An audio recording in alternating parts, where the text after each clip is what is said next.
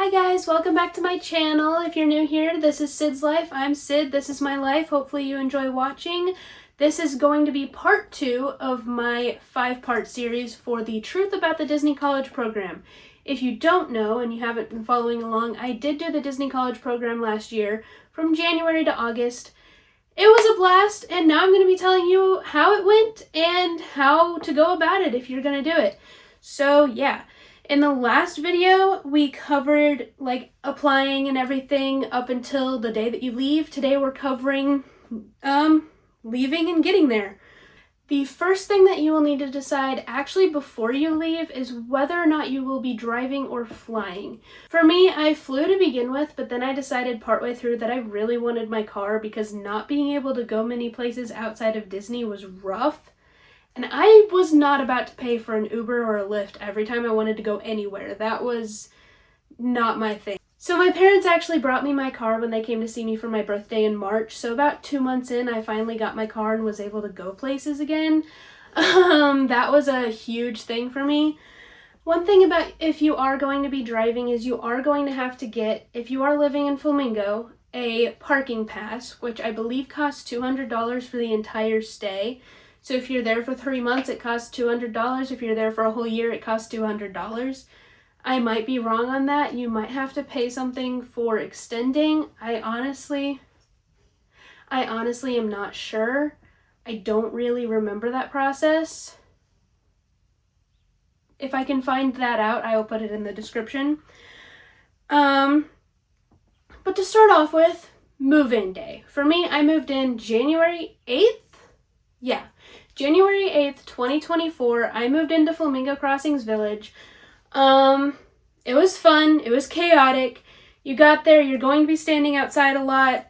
They're pretty much going to say, okay, go into this line, wait in that crowd of people, and then we'll show you the first video of many that you're going to be watching to introduce you to the Disney College Program and Flamingo Crossings. And then they take your picture to put on your Blue ID, as well as giving you your key card for your room. You will find out where you're staying and you will get all of your stuff up there. For me, my parents had rented a car, so all of my stuff was kept in the car. But if you fly or something, all of your stuff is going to kind of just be in the middle of one of the grass areas at Flamingo, I think, or it was on the basketball court, I don't remember. But it'll just be outside at Flamingo until you're able to move in, which if you're there all day, for me, that would be stressful to just have my stuff out there, but if that's not a problem for you, then you do you. Yeah. And then as soon as I got moved in, because my parents had the car that they'd rented, we went to multiple different Walmart locations to get everything that I needed that I forgot or that I just planned on buying when I got there, because packing everything, especially when you're flying, is a little rough because you are planning on being there for multiple months, so there is a high likelihood that you're going to have to go and get something that day. Whether it be Walmart or the mini Target near Flamingo, you're probably going to have to go somewhere and buy something. I had to get sheets, cleaning supplies, food, because you do still have to eat. Yeah. The other exciting thing about that first day is meeting your roommates. Now for me, I didn't meet all of my roommates on the first day. I actually got kind of lucky because when I first went, my actual roommate, because I was in a 2x2, so I was technically sharing a room with someone, my actual roommate was there. She was not home very often, so I did not see her very many times after that, so it was kind of lucky that she was there that day and I was able to introduce myself. Yeah, that night I met one of my suite mates, and then the next morning I met my other suite mate who moved in at the same time as me. That was a lot of fun. It's very interesting when you're just kind of being thrown in and you have to get to know these people that you are now living with for multiple months, because things may clash. You may not have a very, structured living environment. I know I have had friends tell me that that's how they were, they moved in and they did not get along with their roommates. I had a pretty good time, to be honest. I got pretty lucky.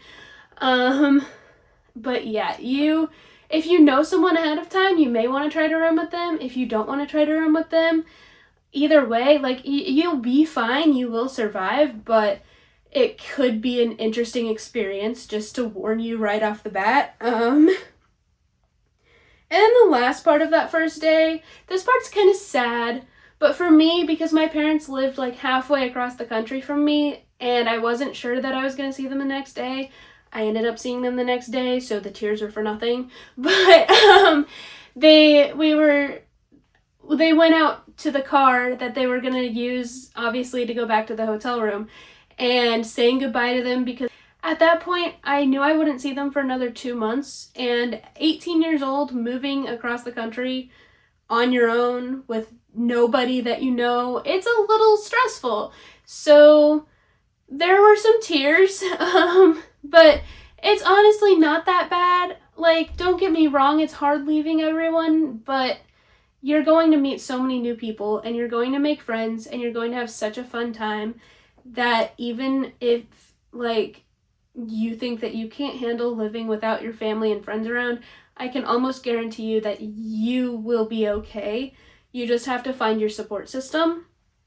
Anyway, on to the rest of that first week. Settling in. Settling in is important because that's pretty much all the first week is, to be honest.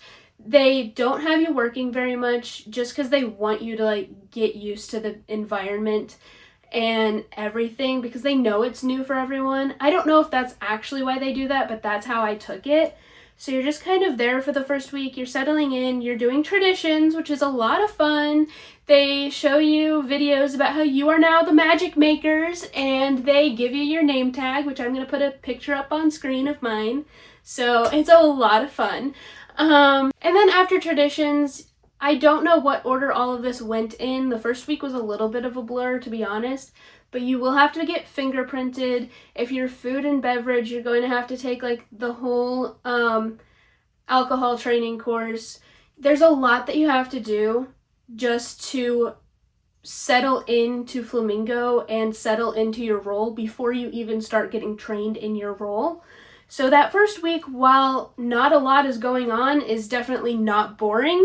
But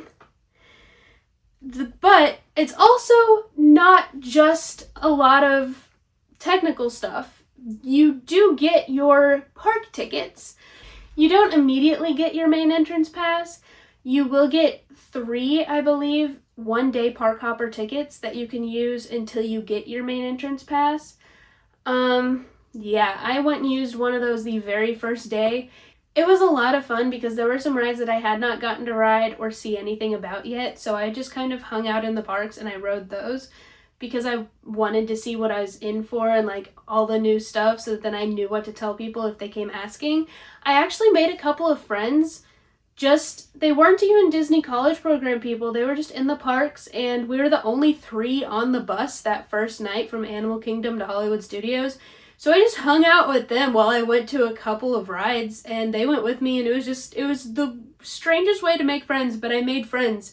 And I talked to one of them recently too. It's kind of fun the way that you can make friends when you're in this. Then after that, obviously you do get your main entrance pass at some point, and then if the days aren't blocked out and there are reservations available, you can go to any of the parks. You can go after work, you can go before work, you can go on your days off. Just make sure that if you call out, you don't go to the park, because that will get you fired. And assuming that you're doing the Disney College Program to actually do the Disney College Program and not going to get fired, just make sure you don't do that.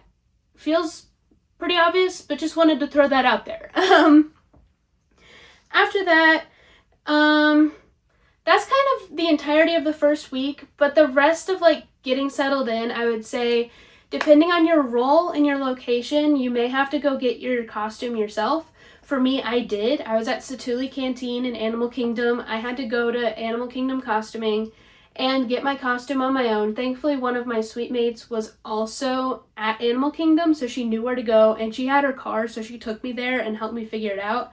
So yeah, I got my costume, and then I started training, and it was a lot of fun, not gonna lie.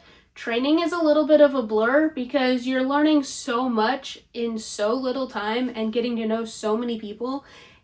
It's a lot to do in the first like 2-3 weeks of getting there.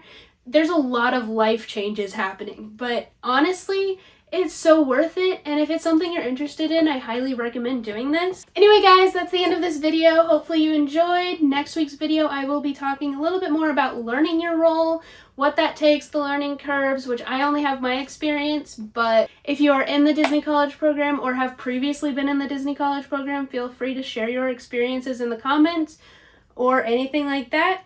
And yeah, that's it for this week. See y'all next time. Bye guys! Love you.